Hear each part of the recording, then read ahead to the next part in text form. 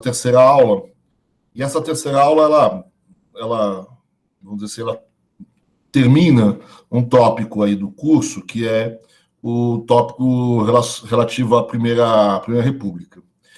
A gente viu, na primeira aula, uma introdução mais genérica sobre os conceitos de economia agroexportadora, né, da qual a Primeira República faz parte, vamos dizer assim. Nessa mesma aula, a gente também colocou o início, vamos dizer assim, do processo, o início do curso com a mão de obra assalariada. A gente fez algumas considerações sobre a introdução da mão de obra assalariada a partir dos textos do Gustavo Franco e principalmente do Celso Furtado. E na aula seguinte, na última, basicamente o que a gente fez foi acompanhar um pouco a política econômica durante a Primeira República, principalmente, vamos dizer assim, os primeiros momentos dessa Primeira República, né? A primeira década, que é a década, vamos dizer assim, chave aí, que normalmente existem, inclusive, questões que só cai a primeira década da Primeira República, né? E que pega aí o início dela com a questão do Rui Barbosa e o fim da primeira década com já a dupla Campos Salles e Joaquim Murtinho, né, com a inversão, vamos dizer assim, da política econômica. E a gente ainda conversou também sobre um outro momento ainda importante na Primeira República, que é o Convênio Taubaté, o processo de valorização do café, em 1906, que vem atrelado com uma outra mudança na política monetária e cambial, que é a introdução, então, da Caixa de Conversão, onde a gente tem aquilo que, né, grosso modo, se chama de padrão ouro no Brasil, de fato, em 1906. E, nesse sentido, você tem, então, uma mudança na própria forma como se conduz a política monetária, né, a partir da qual você tem o que eu chamei de uma política monetária passiva, né, ou seja, a política monetária vai depender do comportamento das reservas cambiais brasileiras. Nesse período, então, quando as reservas cambiais estavam crescendo, né, onde você tinha ingresso de capitais ou ingresso de moeda estrangeira no país, você tinha, né, como consequência, o aumento da oferta de moeda no Brasil.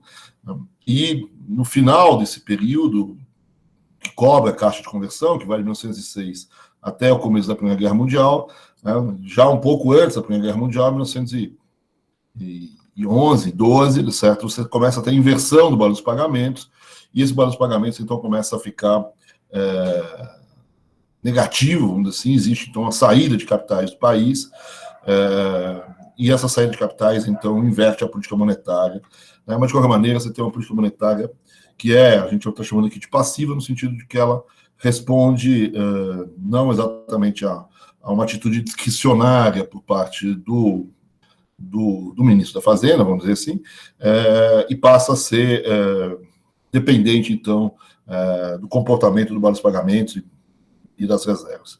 Então, junto com a Caixa de Conversão, então, a gente também conversou um pouco sobre o plano de valorização do café, e é isso que a gente conversou um pouco na aula passada, né? O que eu queria, então, na aula de hoje, deixa eu já colocar a minha apresentação aqui, deixa eu ver onde está aqui meu...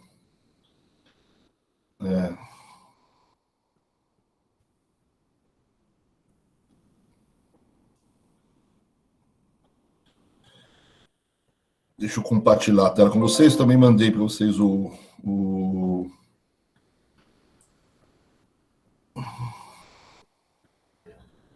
PowerPoint.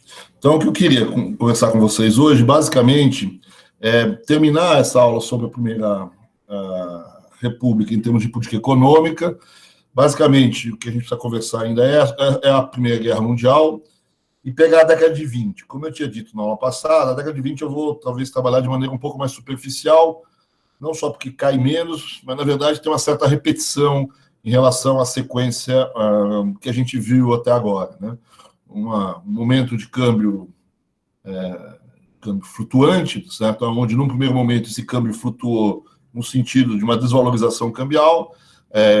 no momento seguinte há uma valorização cambial, até você, então, passar por um sistema de câmbio fixo, no caso, antes da Primeira Guerra Mundial, a caixa de conversão, e agora, na década de 20, você tem, então, também a adoção do padrão ouro, em 1927, com a caixa de conversão de um lado, e você tem aqui a caixa de estabilização. Então, essa aqui é a Primeira Guerra Mundial, vamos tratar um pouquinho, também a década de 20. E nesse período eu ainda vou estar usando os textos basicamente da Ordem do Progresso aqui, né? Aqui é basicamente o capítulo 3 do atual livro Ordem do Progresso, né, da atual edição. E depois eu queria, então, passar, dando uma espécie de uma continuidade para a crise de 30. Né? Queria olhar um pouco a crise de 30, como foi superado, e eu queria principalmente pegar aqui os debates econômicos, talvez olhar menos no sentido da política econômica, do que aconteceu no curto prazo, deixo isso para a próxima aula de novo, certo? Mas olhar um pouco, ter uma visão mais macro desse período, e pegar principalmente a interpretação do Celso Furtado sobre esse período, que, novamente, é uma interpretação que costuma ter muita questão na prova, certo? Como, então, o Brasil enfrentou a crise de 30 e a superação da crise de 30 pelo Brasil está ligado ao que o Furtado chama de deslocamento do centro dinâmico, né? Então, eu queria dar uma olhada no que o Furtado chama de deslocamento do centro dinâmico na década de 30, e olhar um pouco como que essa interpretação do Furtado, apesar de já ter lá mais de 50 anos, certo? Recebeu uma série de críticas, né? Eu vou usar aqui como crítico principal o Carlos Manuel Peláez, e a partir dessa crítica se estabelece um primeiro debate importante na literatura em torno dessa interpretação furtadiana sobre os anos 30. E a partir daí, certo? Quer dizer, eu vou fazer talvez um erro cronológico, eu vou voltar atrás e vamos ver um outro debate que também... um outro debate que está ligado a esse primeiro debate entre o Furtado e o Peláez, que é um debate sobre como ocorreu a industrialização antes de 30. Nessa interpretação do Furtado sobre a crise de 1930, né, e a superação dessa crise de 1930, o Furtado deixa uma questão em branco, né? E em algum momento do texto ele vai dizer, olha, o governo ou a economia brasileira se aproveita de uma capacidade ociosa no setor doméstico, no setor industrial brasileiro, e usando essa capacidade ociosa você começa a superação da crise, né? E a gente vai se perguntar de onde vem essa capacidade ociosa que tem, então, em 1930, na indústria brasileira ou nos setores produtivos domésticos da economia brasileira, né? Ao responder essa questão de onde viria essa capacidade produtiva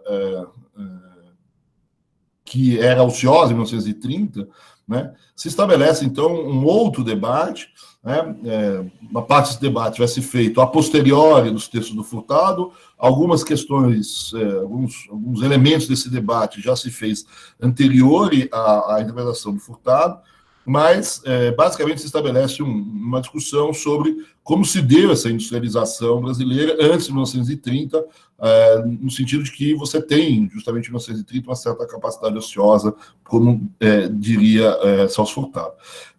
Então, aqui a gente tem um debate historiográfico, que é um debate clássico, que nos bons tempos, aí, há 30, 40 anos atrás, quando eu estudava, era objeto de um monte de monografias, etc., hoje não é muito mais tão objeto de monografias, etc., mas a ideia, então, do debate anterior, da industrialização anterior a 1930.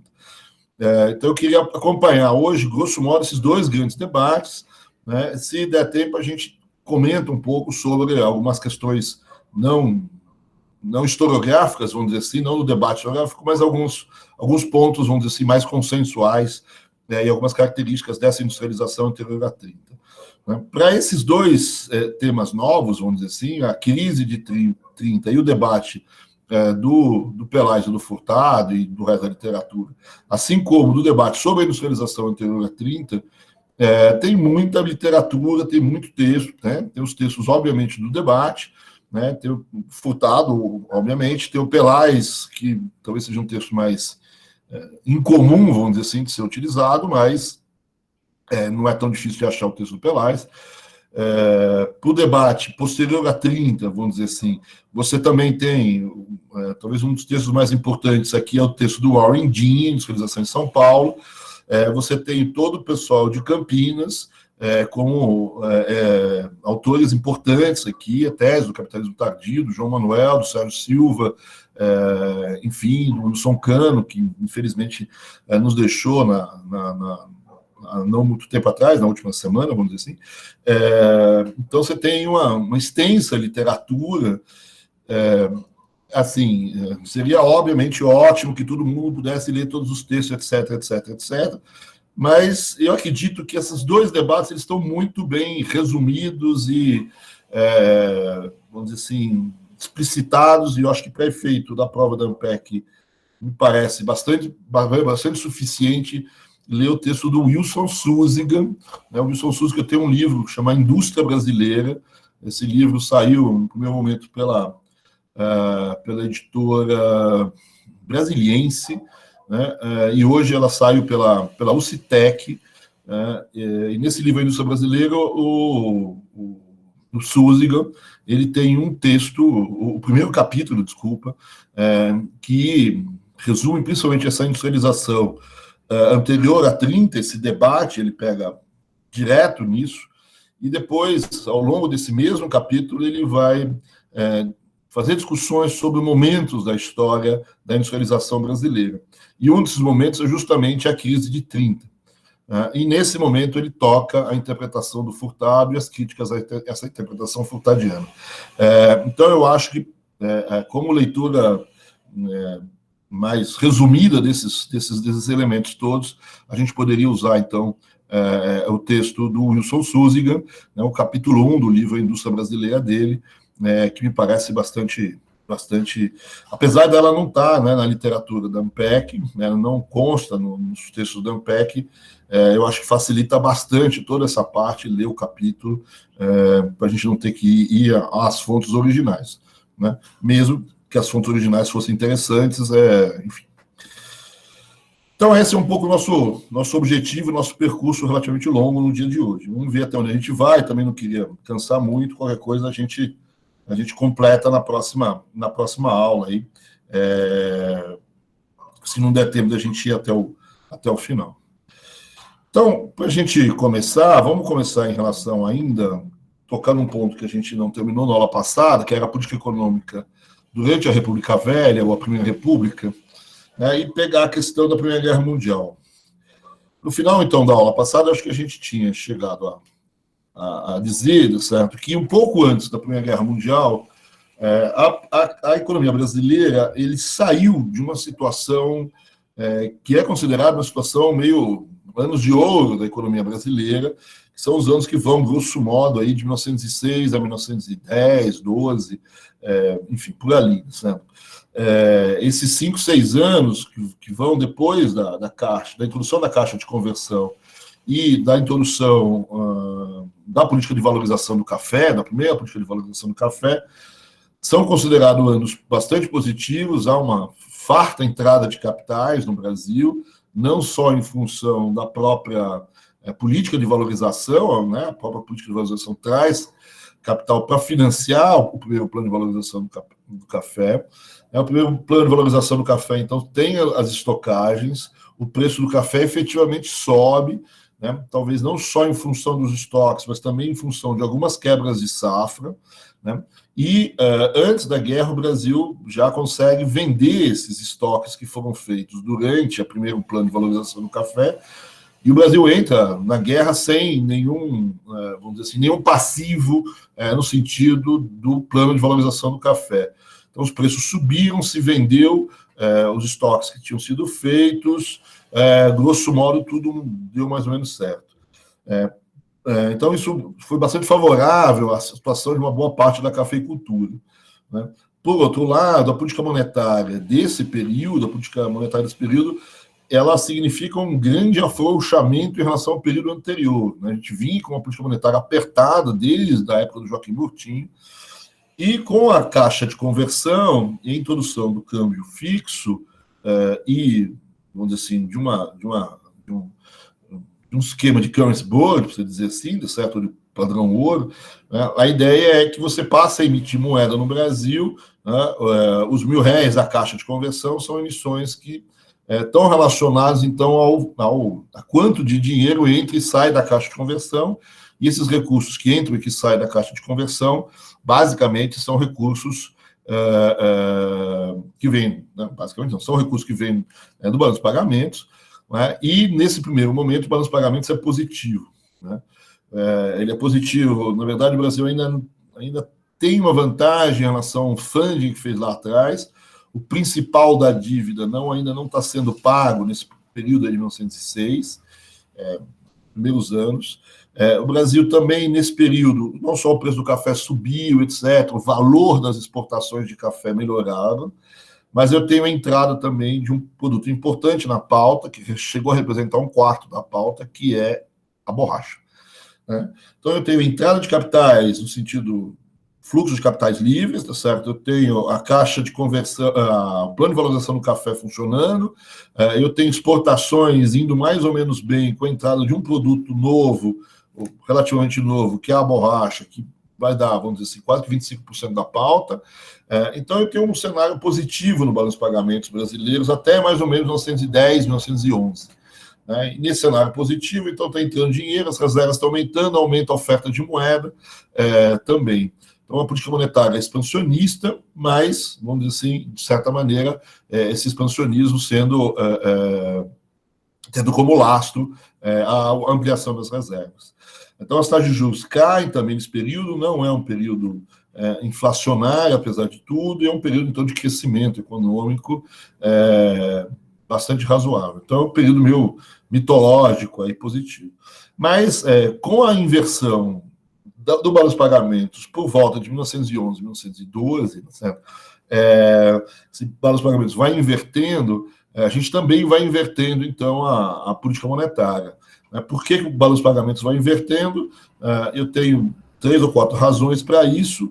A primeira razão é uma queda nas exportações de borracha, é o fim do ciclo da borracha. O fim do ciclo da borracha no Brasil é abrupto, né? É de 1 ou 2 anos, em 2, 3 anos, praticamente você zera a participação da borracha no balanço de pagamentos, né? Que chegou a bater 25%, você tem uma queda muito forte, né? Basicamente, o que acontece é a concorrência internacional, que faz o Brasil, com que o Brasil, mesmo estando mais perto, vamos dizer assim, do mercado consumidor, há uma queda das exportações brasileiras de café por questões de concorrência. Essa queda, então, essa concorrência, ela é explicada por dois motivos. O primeiro motivo, certo, de um lado, a forma, talvez, como você produz na região da Ásia, do Sudeste Asiático, que vai ser os principais concorrentes brasileiros de café. Então, o que você tem aqui, certo, é uma forma de produzir, vamos chamar assim, mais capitalista. O Brasil é um extrativismo, onde você extrai, você entra lá no meio da mata, faz aquelas extrações, basicamente como é até hoje um pouco a extração de borracha. Enquanto que no Sudeste Asiático há uma plantação mais racional das hévias, né, das árvores, né, lá uma distância entre elas, tudo bem, mais ou menos bonitinho e tal. Enfim, é uma plantação, vamos dizer assim, de ervas e não uma extração no meio de árvores que estão no meio da floresta. Então, um extrativismo mais racional. Há uma segunda explicação, que cresceu muito no período mais recente, certo? Mais recente, já faz uns 20, 25 anos, uma explicação biológica para essa história, também associado a essa visão positiva em relação ao café, certo? Ao café, à borracha brasileira. O que você tem aqui, certo, é a ideia de que quando você produz borracha no Brasil, certo, você usa plantas que estão aqui há muitos anos, né? São plantas que estão historicamente aqui há séculos no Brasil, certo? E que resistiram a todas as intempéries aqui no Brasil. Nesse sentido, certo, o que você... e as plantas que estão lá no Sudeste Asiático são plantas novas. Qual é o problema? Qual é a diferença? Essas plantas que estão há muito tempo no Brasil resistiram a pragas, etc. E essa resistência, quer dizer, pelos biólogos, existe uma relação inversa entre resistência à praga e produtividade. Então, as plantas brasileiras são pouco produtivas, mas muito resistentes a pragas. Enquanto que as plantas do Sudeste Asiático são pouco resistentes a pragas, mas extremamente produtivas. Nesse sentido, você tem aqui uma grande vantagem da plantação brasileira em relação à plantação de outros lugares. Né? Nessa hora, o que a gente pode ver, certo, é que os custos de produção do Sudeste Asiático são bem mais baixos, pelas duas razões que a gente acabou de dizer, e que são tão mais baixos que, inclusive, os fretes que estão a distância muito clara entre os dois lugares não são suficientes para dar algum tipo de vantagem à América do Sul ou à América Central na plantação, ou América do Sul, principalmente, na produção de borracha. Então, a produção que vem do Sudeste Asiático, certo? Quer dizer, dado essas vantagens em termos de árvores mais produtivas, mesmo que não resistentes, e de uma plantação mais eficiente, né? Tem, então, um custo de produção e um preço muito mais baixo, o que destrói o ciclo da borracha da América do Sul. Por outro lado, certo, então, voltando aqui, certo, quer dizer, o que está acontecendo com o balanço de pagamentos brasileiros de 1911, 12 e 13? Né? Eu tenho, de um lado, a queda das exportações de café, de borracha, o que é importante aqui, quer dizer, como eu disse, um quarto do balanço de pagamentos. Do outro lado, certo, eu volto a pagar o principal da dívida brasileira, dado o acordo que eu fiz em 1898, né, tinha dado 13 anos para voltar a pagar, então em 1911 o Brasil volta a pagar o principal da dívida, né, e a partir de 1912, principalmente, começa a ter problemas nos fluxos de capitais internacionais, em função de um monte de probleminhas com as guerras que existem lá fora, né, certo? Ou com, não a guerra em si, mas essas pipoca uma série de crises aqui e acolá, principalmente nos Balcãs, etc. Né? E já há uma visão por parte das grandes nações, certo? De tentar dificultar a saída de capitais dessas nações e, ao contrário, facilitar a volta de capitais para as nações, para dentro dos países. Então, você tem um problema com os fluxos de capitais, você tem um problema com as exportações brasileiras e eu tenho um aumento da saída de capitais no sentido de pagamentos da dívida. Fora isso, obviamente, eu tenho que os dividendos, os juros de toda a entrada de capital que se fez no Brasil desde 1900 e pouco, que é uma época de forte entrada de capitais, também está saindo. Então, o meu balanço de pagamentos vai girar entre 1911, 12 e 13, e nessa girada eu passo a ter, então, uma diminuição de reservas, uma política monetária que se aperta. Então, eu vou entrar na guerra no Brasil, vai entrar na guerra com uma situação externa relativamente ruim, mesmo antes da guerra. Quando vem a guerra, essa situação externa piora, né? O problema com o fluxo de capital fica aí mais evidente, né? Os fluxos de capitais se tornam absolutamente negativos, né? Muito deles se aproveita ainda do governo ter mantido a caixa aberta. Ao manter a caixa aberta, há uma aceleração da saída dos fluxos de capitais, porque você se aproveita de um câmbio fixo, né? Então você sai antes que ele desvalorize. Né? Há muita reclamação de que o Brasil manteve por tempo demasiado a caixa de conversão. O governo brasileiro, vamos dizer assim, se defende dizendo que ele nunca imaginava que viria uma guerra, né, que o cenário internacional era positivo, que não tinha nenhuma perspectiva, né, mas há uma crítica de que ter mantido a caixa por muito tempo. Então, os fluxos de capitais saíram, certo? E as exportações tiveram problemas, né, que as exportações têm... É um pouco mais complicado, mas as exportações têm problemas logo no início da guerra, por questões de fluxo de logística, enfim, você está na guerra, não é tão fácil assim de você desaguar os seus produtos, né? E a partir, principalmente, do meio para o fim da guerra, aí eu tenho problemas principalmente com preços, né? Com preço de café, principalmente, que cai a partir de 1917. Né? Então, as exportações, eles tiveram um problema no início, depois até dão uma melhoradinha, e no final da guerra pioram. Do ponto de vista do balanço de pagamentos, é importante dizer que as importações também caíram relativamente forte no Brasil. Então, eu tenho aqui um problema externo que estava ruim e que piorou com a Primeira Guerra Mundial. Nesse sentido, o Brasil foi obrigado a fechar a Caixa de Conversão, mesmo que tardiamente, né? E com o fechamento da Caixa de Conversão, o que você faz é desvalorizar o câmbio, dado que o câmbio passa a ser flutuante e a balança de pagamentos, então, é negativa. Você tem, então, uma desvalorização cambial nesse período. Né? A adoção, então, o fim da Caixa de Conversão e a adoção de um câmbio flutuante, a política monetária volta a ser uma política monetária discricionária, ou seja, a depender dos interesses aí do gestor, né? Não está mais ligado com as reservas diretamente, pelo menos, né?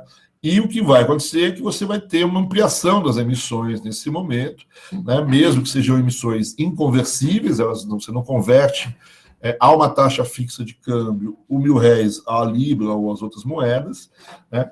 E você, então, aumenta a oferta de moeda de um lado, inclusive para poder financiar o déficit público, que é uma característica que vai acontecer nesse período.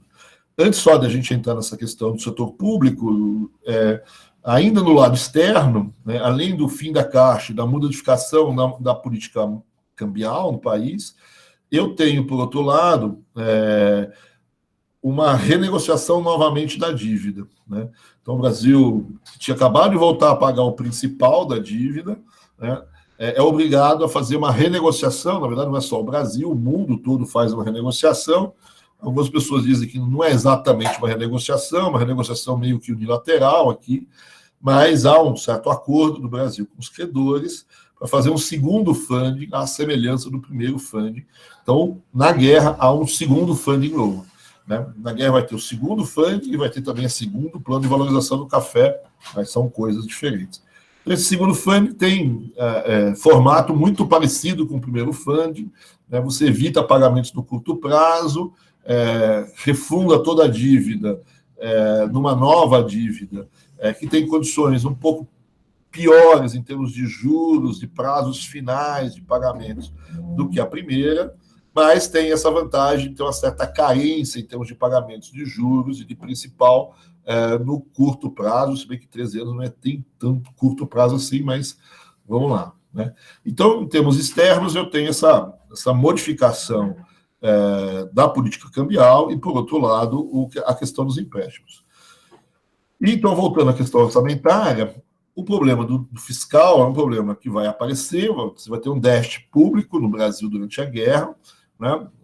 O período anterior, o Brasil já tinha, de certa maneira, afrouxado um pouco as políticas fiscais mais rígidas que vinham da época do Murtinho. De qualquer maneira, né, o principal elemento aqui a impor um déficit aqui é a questão de uma queda de receitas. Né? Com a queda das importações, há uma queda de receita, dado que o principal imposto no Brasil, a principal fonte de receita, são os impostos sobre importações. Essas importações caem até forte no Brasil. Muito dessas importações que caem forte, talvez não seja nem culpa do Brasil não ter condições de fazer as importações, de ter dinheiro para importar, ou qualquer coisa parecida com isso, mas eu não tenho muitas vezes eu não tenho produto para ser importado, dada a reconversão dos setores produtivos europeus, né, e norte-americanos. Então, aquele produto que eu estava acostumado, aquela panela que eu estava acostumado a importar, certo, da Europa, dos Estados Unidos, ela, na verdade, foi convertida em alguma bala, em algum tipo de canhão ou coisa parecida com isso, certo? Então, você tem muita reconversão produtiva no cenário internacional, o que dificulta muito as importações, no caso brasileiro. Né? Então, mesmo que a gente tivesse capacidade de importar, no sentido que a gente tenha dólares, que a gente venda, a gente tem café, a gente tem dólares, mas a gente não acha o produto, certo? Porque esse produto não existe. Então, você tem aí uma queda de importações, uma queda de receita. né? Os gastos, normalmente, na época de guerra, sempre os gastos aumentam, né? No caso brasileiro, ainda tem um problema com a seca, né? É uma seca famosa, a seca que acontece no Nordeste durante a guerra, né?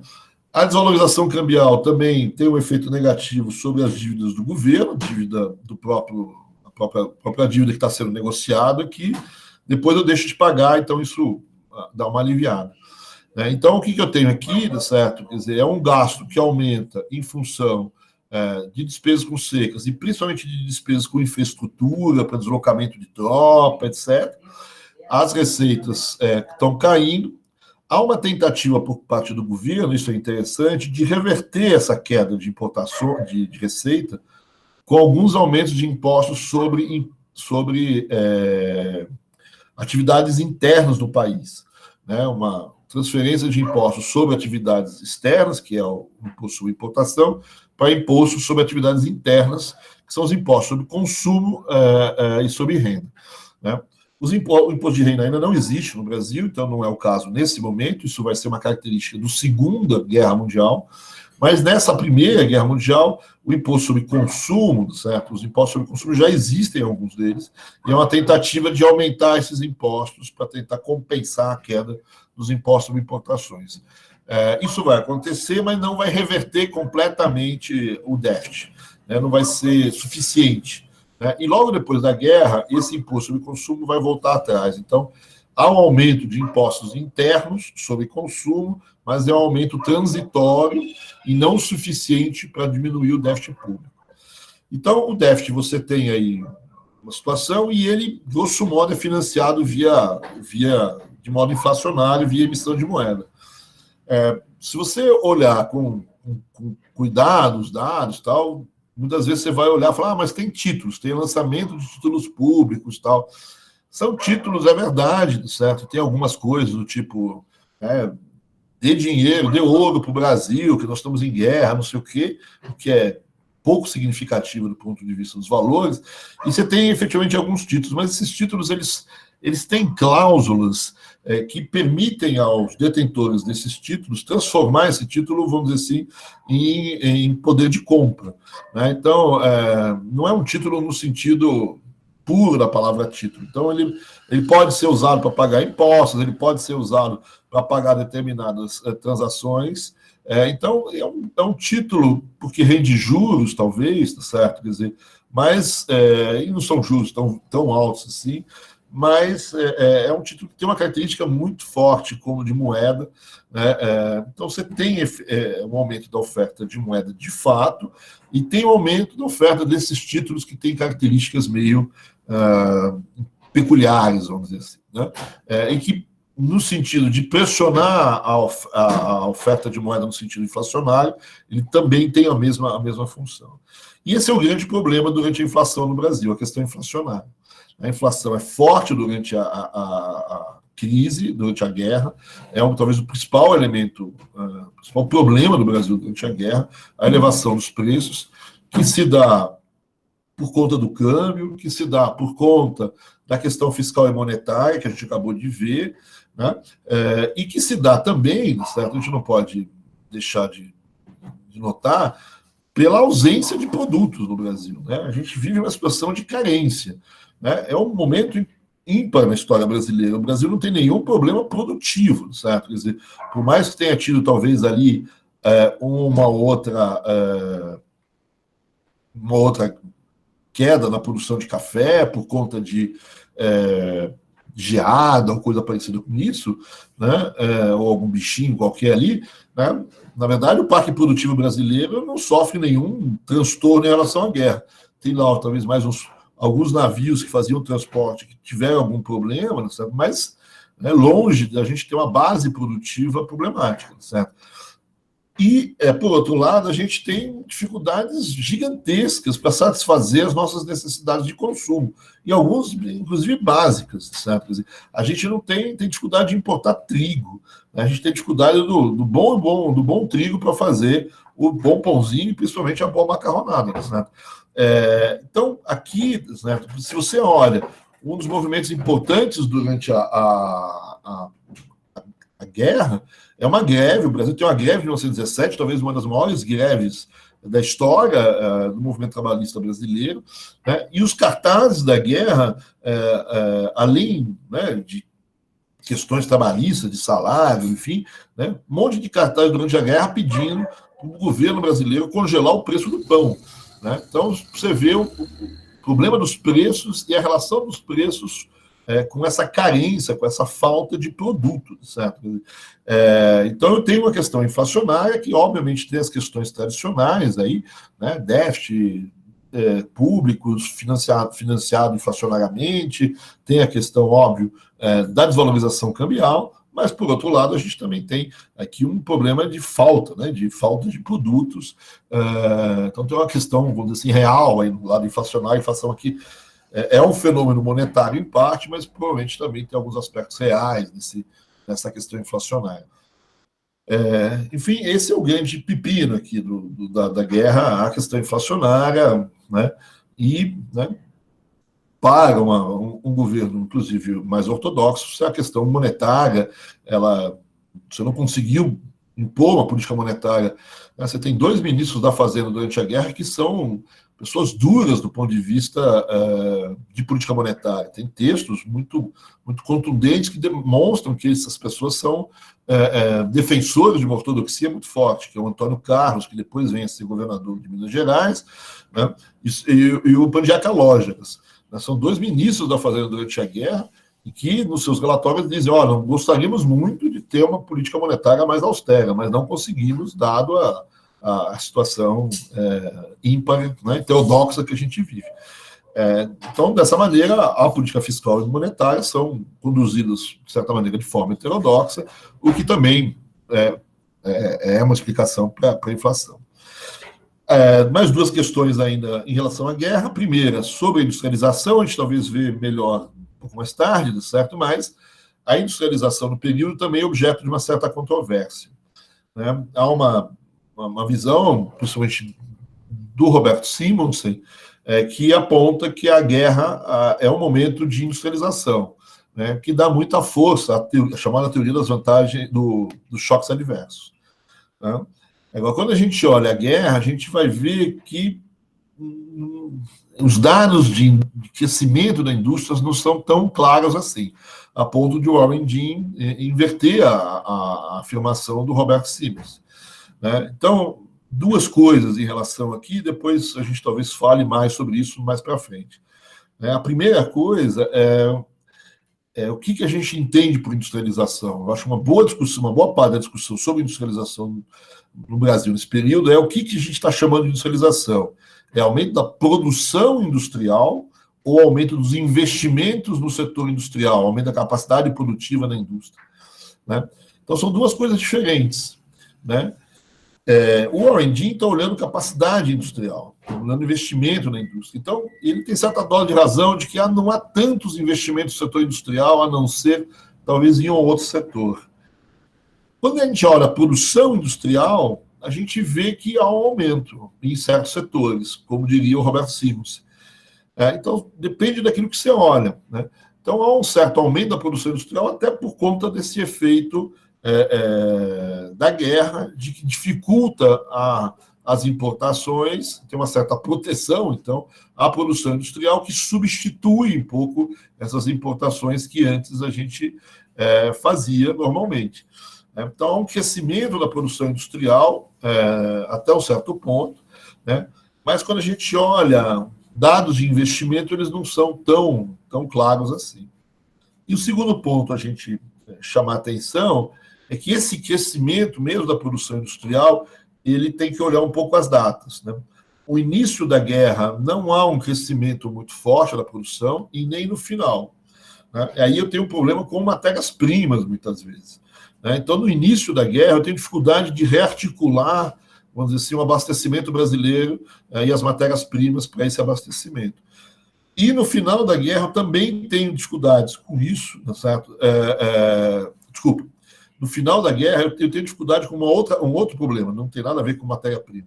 Eu tenho dificuldade com a capacidade produtiva. Então, vamos dizer assim, no início da guerra, eu tenho que rearticular um pouco o meu abastecimento de matérias-primas, no meio da guerra, eu rearticulei esse setor de abastecimento e a indústria, com as matérias-primas para a indústria já mais ou menos resolvidas, ela começa a aumentar a sua produção, mas ela vai até um limite. Qual é o limite? O limite da capacidade produtiva. Como eu não fiz grandes investimentos no setor industrial, eu simplesmente levei ao limite a capacidade produtiva do setor industrial. Então, no final da guerra, eu não tenho uma ampliação da produção, porque eu não tenho mais capacidade para produzir mais, dado que eu não fiz investimentos, como disse o Warren G. Então, é uma discussão um pouco complicada sobre a industrialização no período. E a última coisa em relação à guerra ainda, então, é o plano de valorização do café. Em 1917, você tem o segundo plano. Em 1906 eu tive o primeiro, eu tenho o segundo em 1917 e vou ter o terceiro em 1921. Dado a situação externa, o financiamento desse segundo plano é basicamente interno. O governo brasileiro, vamos dizer assim, acaba forçando um pouco a barra em cima do Banco do Brasil, para o Banco do Brasil fazer o financiamento.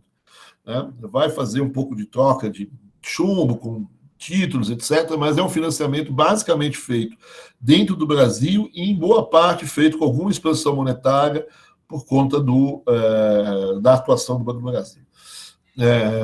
Então, é um financiamento diferente do primeiro financiamento, que era externo.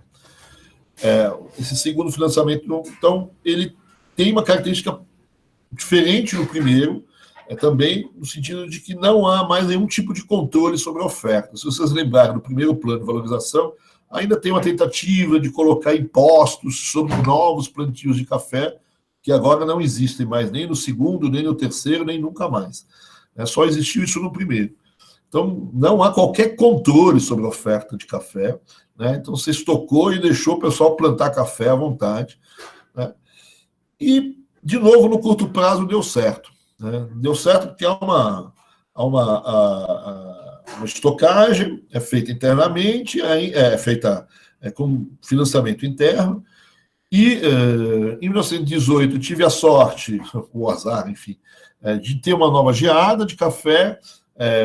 Na saída da guerra há uma baita explosão de preços, há um overshooting de praticamente todos os preços de commodities, e eu vendi os estoques ali e resolvi meu problema. Então, ele no curto prazo, de novo, ele dá certo. Conta com aumentos de preços aqui e acolá, que talvez não fossem normais, um por conta da geada e o outro por conta de um overshoot no pós-guerra, mas ele acaba funcionando.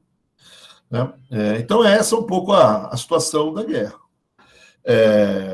Então, balanço de pagamentos complicados, tendo que mudar toda a política cambial e fazer um acordo de dívida, política monetária e fiscal heterodoxas, inflação e a questão, então, aí da industrialização e do plano de valorização do café, como a gente acabou de ver. Em relação à década de 20, certo? Quer dizer, se a gente olhar a década de 20, a gente vê que ela tem um comportamento muito similar, vamos dizer assim, àquilo que aconteceu antes da guerra. Se você pegar no meio aí do gráfico, 1914 e 18, que é a guerra, você olha para o lado esquerdo, certo? Ele só vai ver que é a mesma coisa do lado direito. Então, eu começo com um câmbio flexível durante a guerra, o início do pós-guerra, há uma desvalorização de câmbio, uma política monetária frouxa, uma política monetária expansionista, que vai mais ou menos até o meados do governo Arthur Bernardes. Então, a fase do Rui Barbosa, vamos dizer assim, é aqui a fase do início do governo no pós-guerra. E no meio do governo Arthur Bernardes há uma mudança, é o Campos Salles e Joaquim Moutinho aí entrando em cena, certo? Não são os mesmos, obviamente, não tem nada a ver com... Não é uma volta de Joaquim Moutinho, pelo amor de Deus, só estou... uma semelhança de política econômica. Então, no meio do governo Arthur Bernardes, ele decide reverter a política monetária, faz um aperto monetário muito duro, que leva a uma valorização de câmbio, e isso vai até o início do governo de Washington Luiz. O governo de Washington Luiz, então, em 1927, ele adota uma caixa, agora uma caixa de estabilização, antes chamava caixa de conversão, agora chama caixa de estabilização, que é, então, a adoção de um câmbio fixo, com política monetária passiva, ou da volta do Brasil ao padrão ouro, ou currency board, dê o nome que você quiser para isso, é tudo a mesma coisa, mais ou menos. Então, de 27 até 1930, você tem o câmbio fixo sendo... Então, você tem uma certa semelhança entre os dois, então eu não vou aqui repetir um pouco as coisas, até porque cai pouco sobre isso. Vai cair um pouco sobre caixa de estabilização no final, cai algumas coisas, principalmente aí sobre o café, que a gente vai conversar 5 minutos aqui agora. Então, se você vê também aqui a taxa de câmbio, você vai ver que então, no pós-guerra, há uma desvalorização forte da taxa, depois uma valorização dessa taxa, e depois, de novo, a fixação de uma caixa de conversão com taxa de câmbio fixo. Né? Quem era ministro da Fazenda, quando se define esse câmbio fixo em 1927, com a caixa de estabilização, era o Getúlio Vargas. É incrível, o Getúlio Vargas foi ministro da Fazenda de Washington Luiz. E você vê que ele dá uma roubadinha no câmbio, né? Ele desvaloriza um pouco o câmbio e depois ele fixa a taxa de câmbio. Diferente do câmbio fixo feito na caixa de conversão, onde você fixou na taxa de câmbio que efetivamente vigorava no período. Né? Então, a sequência é a mesma: desvaloriza, valoriza, fixo, desvaloriza, valoriza, fixo. Não vou muito entrar em questões, certo? Mas só para a gente ter uma visão rápida, certo? Né? Então, no imediato pós-guerra, se a gente acompanhar principalmente a questão do café, a gente vai ver que em 19 eu tenho aquele overshooting que eu chamei a atenção do preço do café, uma rápida recuperação, os preços do café subiram, na verdade os preços da commodity subiram no mundo todo, as exportações aumentaram, né? E aproveitei esse cenário de aumento de exportação, de melhoria no ambiente externo, né? E fui atrás das importações também. As importações dispararam, tem uma demanda reprimida da guerra, que a gente não viu panela, não viu trigo, não viu nada durante 4 anos. Né? Então, as importações disparam nesse período, e exatamente esse é o problema. Em 1920, as exportações voltam a cair, o preço do café desaba normalmente, e as importações ainda continuam subindo, fruto do movimento anterior. Então vai acontecer de novo aqui um desequilíbrio externo logo depois da guerra, uma crise cambial muito forte em 1921, que a gente acompanhou ali a desvalorização do câmbio, né? Nesse imediato pós-guerra. Né? Nesse momento de 1921, o governo brasileiro é obrigado a fazer novamente uma política de valorização no café. Então aí eu tenho um terceiro plano de valorização do café. Tem uma discussão novamente de financiamento, esse aqui é um financiamento misto, externo e interno. Né? Aqui, 1921 também é uma data importante, porque você tem a criação da CARED, a Carteira de Redesconto do Banco do Brasil, que permite o Banco do Brasil fazer uma política monetária, ter um instrumento que hoje equivaleria ao empréstimo de liquidez que a gente teria nas definições aí em termos de políticas monetárias. O que é a CARED? É uma carteira de redesconto. O que você tem? Então, você tem um banco que tem uma série de títulos que ele tem em carteira, porque ele emprestou para um monte de gente, ele redesconta esses títulos junto ao Banco do Brasil, dependendo da taxa de juros, né, e passa a ter um pouco mais de liquidez. Então, ele pega os títulos que ele usou e, se a taxa de juros do Banco do Brasil for boa, certo, ele consegue mais liquidez ou não. Então, o Banco do Brasil, ao mudar a taxa de juros desse redesconto, vamos dizer assim, ele faz uma operação de política monetária. Certo? Então, aqui a gente está já, em termos internacionais, principalmente na América Latina, criando instrumentos de Banco Central, em boa parte da América Latina, vários lugares, inclusive, vai criar Banco Central, não é o caso brasileiro. Mas eu tenho aqui a criação de um instrumento. E esse instrumento vai ser usado para financiar o plano de valorização do café e depois a valorização permanente do café. Né? No fundo, como é que opera? Você tem o lançamento de títulos em função da operação de café, os bancos pegam esses títulos e redescontam os títulos no Banco do Brasil. Então, o Banco do Brasil, vamos dizer assim, pega o dinheiro, vai pegar o dinheiro na caixa, na carteira que emite dinheiro, certo? Eu esqueci o nome dela agora, é a carteira de... Enfim, me faltou, e passa esse dinheiro para a Cared, e a Cared passa para o banco, né? Então você tem uma espécie de um financiamento aí, quase que com financiamento monetário aí, certo? Com expansão de moeda, em parte. Você conseguiu depois alguns empréstimos externos, então é um financiamento misto aqui do plano de valorização do café. Uma coisa importante nesse terceiro plano de valorização do café é o fato de que você começa a conseguir ter estoques dentro do Brasil já bem maiores. Essa é uma reclamação antiga dos cafeicultores brasileiros, desde o primeiro plano, que quem fez os estoques sempre foram as casas de exportação. Esses estoques muitas vezes eram retidos no estrangeiro, e quem ganhava muito dinheiro com a especulação dos estoques eram essas casas.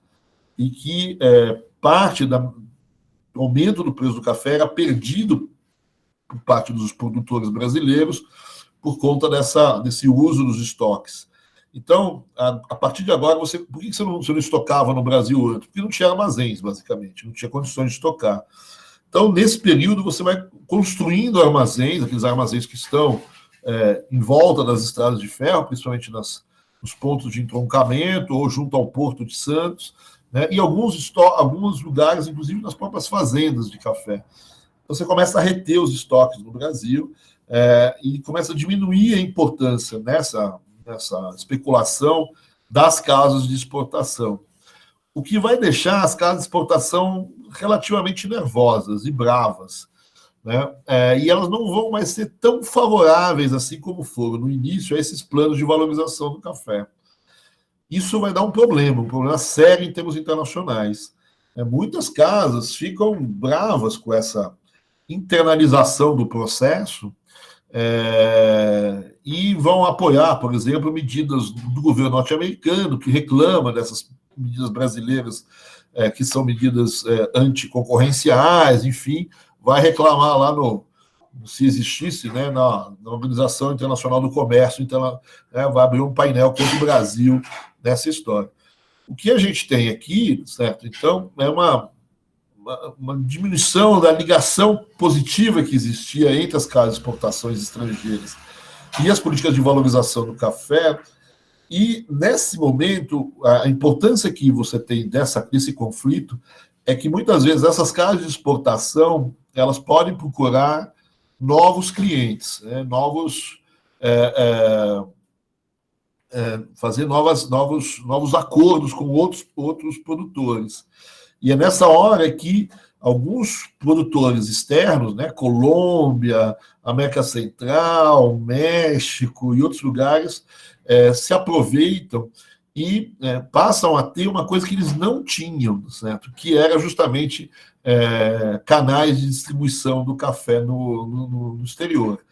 Então, as casas de exportação vão se associar com esses gringos, enfim, com os colombianos, com os mexicanos, com outros produtores, e vão aumentar a concorrência do café brasileiro. Note que não é exatamente 1921, mas ao longo do tempo isso vai crescer. Note que, para esses produtores, essas políticas de valorização do café brasileiro, elas começaram a ser uma espécie de um efeito guarda-chuva sobre esses outros produtores. De um lado, você imagina o cara da Colômbia ali, né? Ele está produzindo café, mas ele tem um preço, vamos dizer assim, que é relativamente alto. E ele só podia vender produto quando os preços efetivamente subissem, né? E ele tinha muito medo da queda dos preços de café. Então, ele não entrava na produção porque ele não tinha custo, etc. A partir de 1906, no fundo, o governo brasileiro começa a manter o preço do café num patamar mínimo ali, certo? E aí, como esse preço não cai abaixo daquele patamar, toda vez que cai o governo acaba entrando, certo? Quer dizer, isso vai ficar mais claro nos planos da segunda metade da década de 20, né? Esse produtor colombiano falou, poxa, abaixo de tanto ele não cai, então eu vou entrar, porque eu tenho custos a partir daí. Ou então, se eu entrar no mercado, né, me dá 2, 3 anos, eu learn by doing aí, certo? Eu vou aprendendo a produzir, vou melhorando minhas técnicas e vou conseguir diminuir os meus custos de produção, né?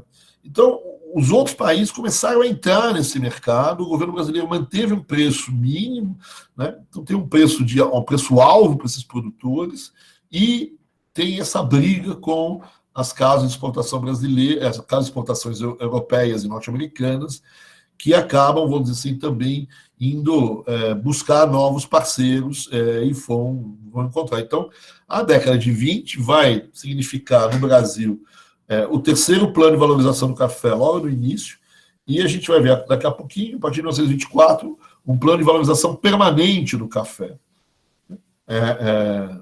E sem nenhum controle sobre a oferta, só contando, então, com as quebras de safras, etc.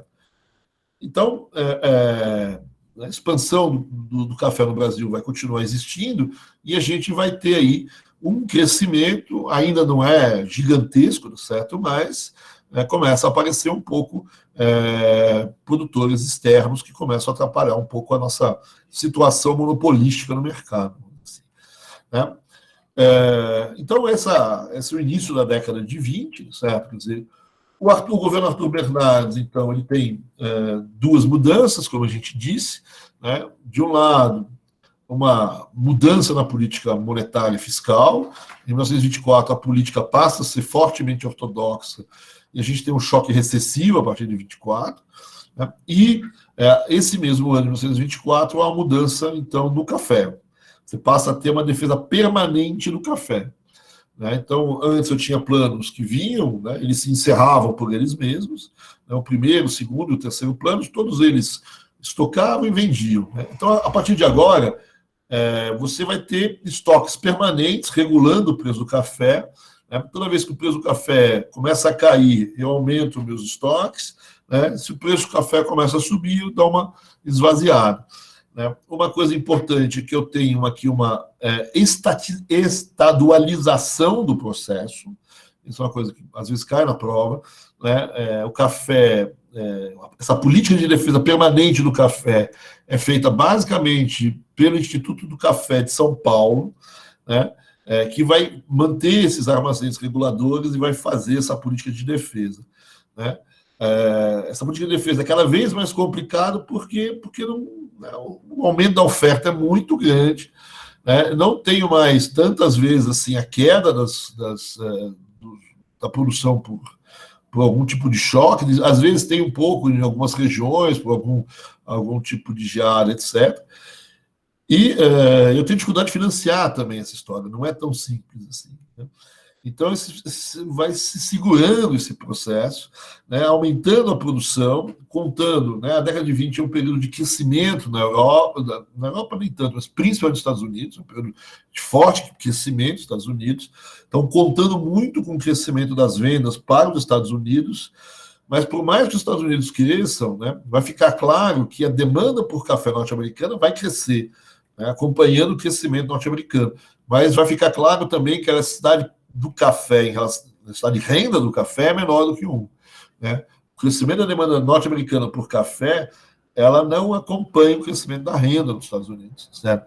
Ela acompanha mais abaixo. Né? Então, se a renda cresce X, o crescimento da demanda por café cresce um pouco menos do que esse X, certo? Eu não saberia dizer aqui o quanto, certo? Qual é a relação de renda, certo? Mas é menor do que certo? Quer dizer, isso é daqui um pouco que se tira essa ideia. Né?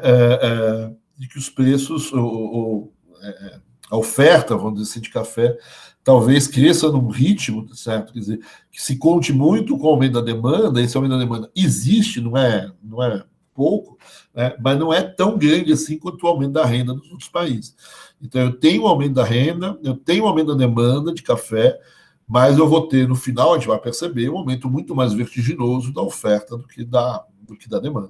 Né? A ponto de 1930 a gente terminar com safras de café no Brasil muito superiores às safras de café, a capacidade que a demanda tem de absorver essas safras de café.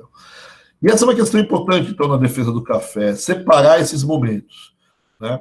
Então, a gente viu aqui que, no primeiro momento, a gente tem 1906, 1917, 1921, são 3 intervenções, são esporádicas, né? Elas se esgotam por elas mesmas, elas são feitas para aquela safra, né? Se estoca e se vende na oportunidade. Né? Elas se encerraram por si só. Né? Na primeira, existia ainda algum tipo de pretensão de controlar a expansão da oferta, mas depois se esqueceu. Ainda na Primeira República, há uma mudança de perfil da defesa. Né? De uma defesa esporádica de café, a gente passa para uma defesa permanente, que vai ser realizada, então, pelo Instituto de Defesa do Café de São Paulo, a partir de 1924. Então, agora, permanentemente, eu tento segurar os preços do café, lidando com, vamos dizer assim, uma série de estoques, aumentando, diminuindo estoques, dependendo da oferta. Normalmente, aqui, você vai ampliando os estoques de café. Né? Nesse período todo, eu tive forte ampliação da produção, com algumas quebras de safra, que inclusive viabilizaram certas intervenções esporádicas, né? Mas eu tenho aí uma questão importante, que é essa ampliação da produção, inclusive com a entrada de alguns produtores externos. Só para a gente completar essa história da defesa do café, depois de 30, eu tenho um novo marco na defesa do café. Qual é a grande diferença em relação ao período anterior, a defesa do café feita a partir do governo Vargas, depois da Revolução de 30, certo? Quer dizer, ele demora um pouco, ele fica 1, 2 anos sem saber muito o que faz, mas o que ele vai fazer? Ele vai nacionalizar de novo a defesa. Quem vai fazer a defesa do café é o Departamento Nacional de Café. Então, ele nacionaliza novamente, não vai deixar mais na mão de São Paulo, vai assumir, vamos dizer assim, a defesa a nível nacional, né? E a grande diferença é que ele vai tacar fogo no café. Né? Então, ele vai usar cotas de sacrifício, né? Grosso modo, ali, vamos dizer assim, 1/3 do café vai ser vendido, 1/3 do café vai ser estocado, e 1/3 do café vai para queima, vai ser sacrificado, vai ser, enfim, destruído. Então, essa é uma grande diferença. Né? Agora, só um detalhe em relação, não é o período agora, mas um detalhe em relação a esse período do Vargas. Por mais que nesse período o governo tenha, inclusive, queimado o café, é interessante de se perceber de que, nesse período do Vargas, há uma diminuição da oferta. Por que há uma diminuição da oferta nesse período, apesar do governo estar fazendo políticas de defesa ainda? Certo? Porque, na verdade, o governo começou a fazer as estocagens, a queimas de café, já num preço muito mais baixo do que fazia no período anterior. Então, o governo vai comprar café, mas nesse período que ficou sem defesa, entre 30, vamos dizer assim, e 32, né, final de 29, 30, 32, onde o Instituto de Defesa do Café de São Paulo perde a capacidade de operar no mercado, e antes do que o governo Vargas entre, né, o preço do café desabou em torno de 60%. Né? E é nesse preço de 60% mais baixo que o governo vai entrar impedindo que baixe ainda mais. Né? Mas a esse preço, muita gente aí parou de plantar. Né? Então, tem uma outra diferença aqui, que tinha que ter então, a flechinha aqui, não a ampliação da produção a partir do governo Vargas. Até o governo Vargas há uma forte ampliação, e essa é a grande crítica da defesa esporádica ou permanente, que não controlou a oferta de moeda, a oferta de café.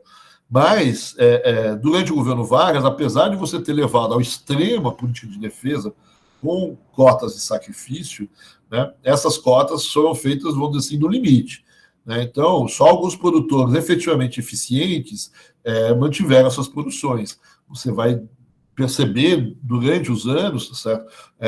Uma substituição da produção de café em vários lugares, né? Um crescimento da produção de outros produtos, né? Algodão vai crescer milho, vai crescer outras produções, tá certo? Quer dizer, e uma queda da produção de café no Brasil nesse período. Né? Então, aqui, esse é um quadro importante, porque muitas vezes as questões da ANPEC, elas pedem para você separar os momentos de valorização e de valorização do café, ou de defesa do café. Você pega essa questão já antiga, tá certo? Mas, a política de defesa do café é relativamente eficiente no primeiro quartel do século, ou seja, até 1925, havia conduzido a economia cafeira a uma situação extremamente vulnerável por época da explosão. Então, ele diz, olha, até aqui ainda segurou, depois... Então, você tem várias vezes questões que separam essas três fases, obviamente, principalmente a segunda fase, a terceira fase aqui, a defesa do Vargas, em relação às outras duas. Né? Então, a gente precisa mapear um pouquinho esse período todo aí. Certo?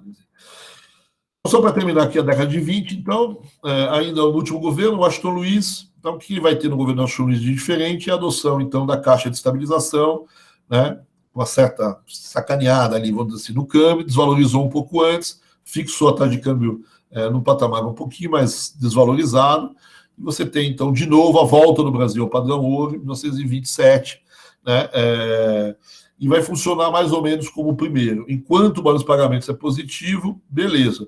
Quando o balanço de pagamentos fica negativo, a política monetária se inverte. E é isso que vai acontecer em um ano depois. Em 1928, você tem uma deterioração do quadro externo, já antecipando um pouco a crise de 29. No caso brasileiro, você tem ainda um movimento de entrada de importações muito forte, e o capital deixou de fluir para o Brasil, para a América Latina, na verdade, um pouco antes da crise de 29. Né? E essa diminuição do fluxo fez, então, com que a política monetária passasse a ser uma política monetária apertada, os juros subiram já antes da crise de 29. Né? E aí a gente chega na crise de 29, né, que eu queria conversar um pouco com vocês, acompanhando um pouco a visão do Furtado sobre isso, certo? Mas deixa eu fazer um break aqui, certo? Porque acho que a gente já está meio cansado aqui. Vamos dar um tempozinho e deixar uma oportunidade para vocês perguntarem alguma coisa ou falarem alguma coisa por aí, certo? Quer dizer, não sei se vocês querem conversar, mas vamos dar um tempinho aqui, certo? Já foi quase uma hora de aula, certo? Fazer um breakzinho aí. Tudo bem? Alguma questão? Vou até parar a gravação aqui para as pessoas não ficarem sem graça.